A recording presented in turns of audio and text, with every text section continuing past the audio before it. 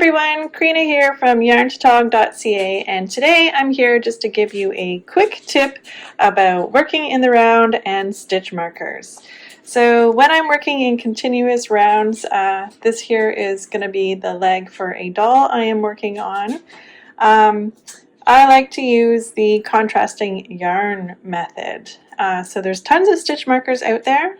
Some look like this, and normally you would have to mark it here, your beginning of the round. You would take it in, close it up, and then every time you get to the top of the round, you would have to undo it, take it out, put a stitch in, take it, put it back in, do it back up, and that just seems like a lot of work for me. So I'm here to just give you a quick tip on using the contrasting yarn. As you can see, I've been working it in my continuous rounds here for this leg, and I'll just show you what we do. So right now when I come around to this, my yarn would be dangling out here on the outside of my work. So before I go to do the first stitch in my round, I'm just going to flip that and just kind of tuck it there, and then I just go ahead and put a stitch there into my first stitch of the round. There we go. See, it just tucks itself back in. I'll show you what happens here when I get back around and how to take it out as well. So stay tuned.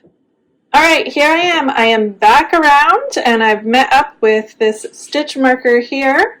And now my contrasting yarn is on the inside of my work. So to start my next round, all I do is plop that yarn over and put a stitch into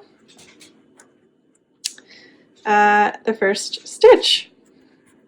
And you just keep doing that for every round. You just flip flop that contrasting yarn back and forth, back and forth. So next up I'm going to show you what to do, how to remove it when you obviously don't want that contrasting yarn in there. So hold on just a minute, I'll be right back. Okay, so here I am. I'm finished the leg here for my little doll, and I want to remove this stitch marker here that I've been kind of working in. So a little tip about this too is when you're working that first stitch, you don't want to get it caught or threaded or anything onto your hook, because you want to be able to pull it out here at the end. So when you're working that, make sure you're always working away from this yarn and you're not catching it on your hook and actually working it into your project, because that could be problematic.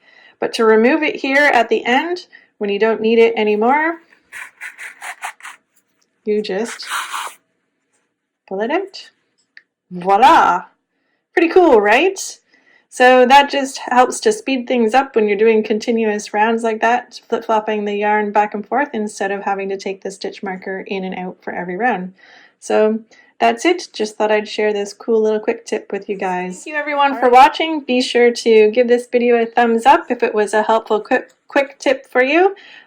Subscribe and hit that notification bell. I'm always adding free new patterns and video tutorials and quick tips like this one as well. And here coming up in the new year, I hope to be adding lots more. So be sure to subscribe and take care, everyone.